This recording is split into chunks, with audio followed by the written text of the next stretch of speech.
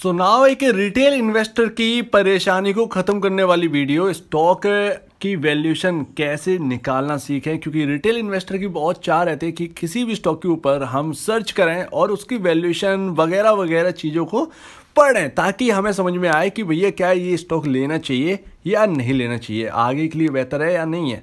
तो अभी stock under valued है या ओवर वैल्यूड है, कैसे जाने, ये तरीके हैं कुछ जिसे आप जानकर रिटेल इन्वेस्टर यहाँ पर स्टॉक की वैल्यूएशन निकालना सीख सकते हैं। तो वो तरीके क्या है, चलिए देख लेते हैं। सो ना वो कौन सा तरीका, तो देखिए कई सारे तरीके हैं, उसमें पहला तरीका क्या है, पहला तरीका है रिटेल इन्वेस्टर का PE रेशियो।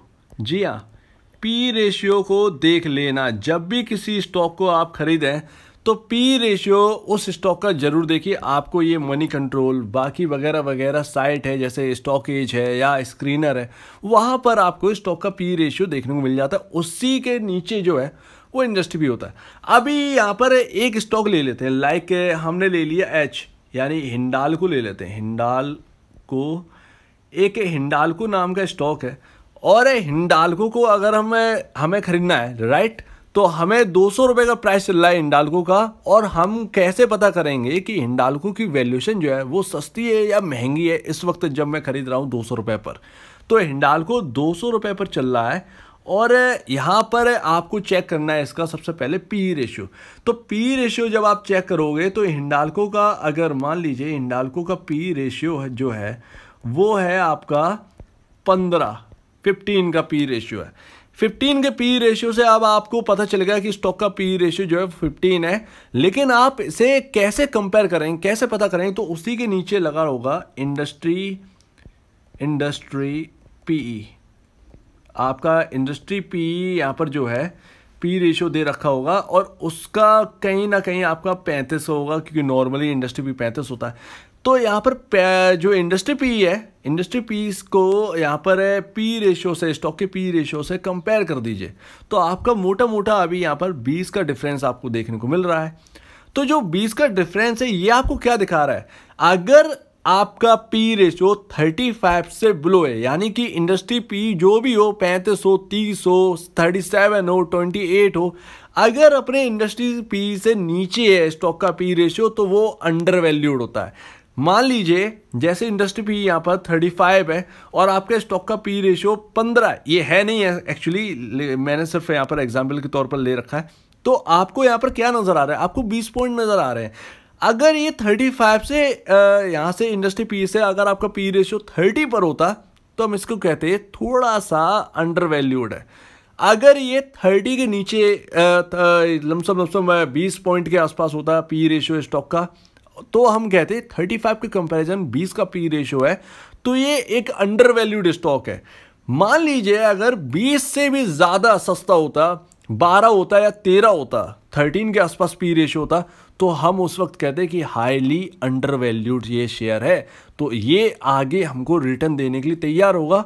और पी रेशियो के अलावा आपको फाइनेंशियल भी जांचना आना चाहिए। तो पहला तरीका आपका वैल्यूएशन का तो ये रहा कि वैल्यूएशन सस्ती है या महंगी है। अब महंगी वैल्यूएशन है वो कैसे देखेंगे, तो भैया यहाँ पर आप पी रेशियो यहाँ पर आप कर दो, जस्ट वेट अ सेकेंड, और आपका पी रेशियो यहाँ पर हो जाएगा समथिंग 35 आपका इंडस्ट्री पी है, तो 45 अगर हम करते हैं या 37 हम करते हैं तो 37 मामूली है, लेकिन वहाँ पर रिटर्न बनने के चांसेस बहुत कम होते हैं। 37 के आसपास इंडस्ट्री पी अगर होता है तो ये ऐसी बड़ी कंपनीज जो है ना, जो ए ग्रेड में आती है, उनमें रिटर्न बनने के चांसेस बहुत कम होते हैं उस वक्त।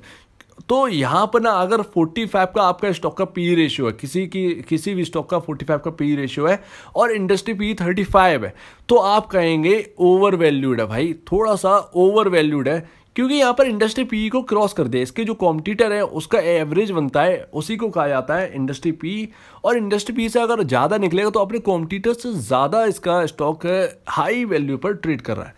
तो इसका मतलब आप समझ गए होंगे। तो पी रेशियो उम्मीद है आपको समझ में आ गया होगा पहली बात कि कैसे यहाँ पर वैल्यूएशन को नापें। अब दूसरा मेथड क्या है, आपके कॉम्पिटिटर्स। जी हाँ, अब जैसे लाइक आपने एक स्टॉक ले लिया है जिसका नाम है टीसीएस ले लिया। टाटा कंसल्टेंसी सर्विसेज के जो कॉम्पिटिटर है उनके पेज पर आप जाइए, सभी स्टॉक आ जाते हैं, किसी भी साइट पर आप जाकर देख सकते हैं। तो कॉम्पिटिटर के जो पहली बात तो आपको नापनी है नेट सेल्स,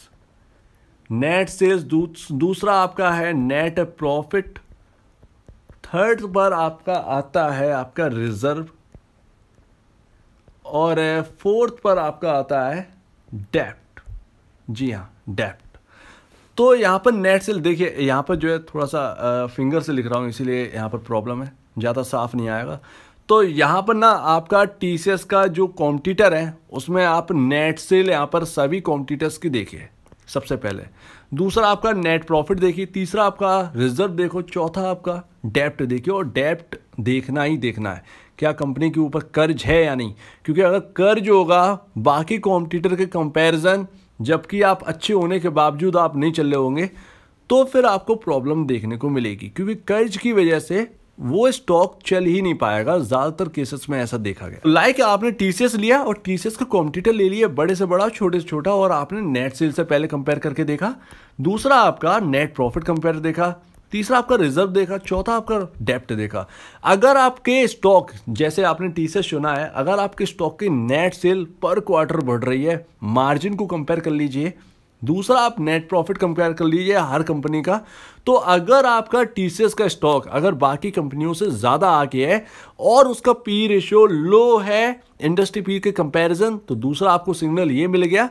तीसरा आपको ये देखना है कि मार्केट कैप, भैया बाकी कंपनियों के कंपैरिजन क्या मेरा मार्केट कैप सस्ता है। अगर स्टॉक का सस्ता मार्केट कैप होगा तो भाई वो जो है ना वो वैल्यूएशन क्रिएट करने वाले स्टॉक होते हैं, क्योंकि जिनका फाइनेंशियल बहुत तंगड़ा होता है लेकिन मार्केट वैल्यू बहुत ज़्यादा लो होती है। लाइक आपके टीसीएस का कॉम्पिटिटर है कोई, उसका मार्केट कैप है 3 लाख करोड़ और टीसीएस का जो मार्केट कैप है वो अभी भी 2 लाख करोड़ है, जबकि टीसीएस अपने जो कॉम्पिटिटर है उससे फाइनेंशियल में ज़्यादा आगे, डेप्ट बिल्कुल कम है, कंपैरिजन दोनों का ही कम होगा तो भी कोई दिक्कत की बात नहीं है।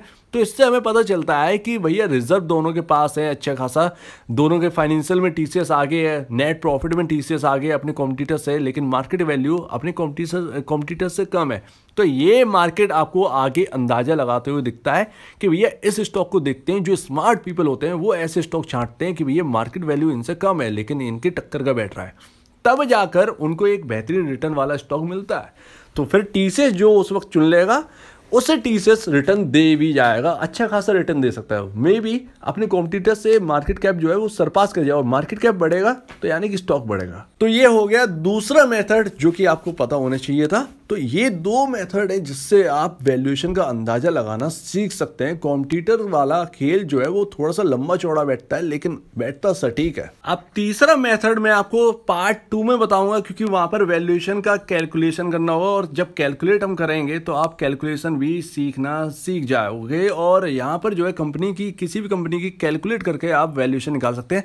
लेकिन ये जो 2 तरीके थे ये भी बेस्ट है। पहला वाला काफी सिंपल है, दूसरा वाला थोड़ा सा टिपिकल है, वहां पर आपको दिमाग चलाना होगा। तीसरा वाला भी यहाँ पर जो है आपका टिपिकल ही बैठेगा, लेकिन तीसरा अभी दूसरे से ही जुड़ा हुआ है। तो वेट करिए, पार्ट 2 में आपको मैं बता दूंगा इसका कैलकुलेट करना और आप वैल्यूएशन निकालना पूरी तरीके से सीख जाओगे। तो अगर आपको इस वीडियो में कोई प्रॉब्लम, कुछ पूछना है, कुछ बताना, कुछ कहना है तो प्लीज कमेंट सेक्शन में कहिएगा। और आप दीजिए मुझे जाए वीडियो देखने के लिए बहुत बहुत धन्यवाद दोस्तों।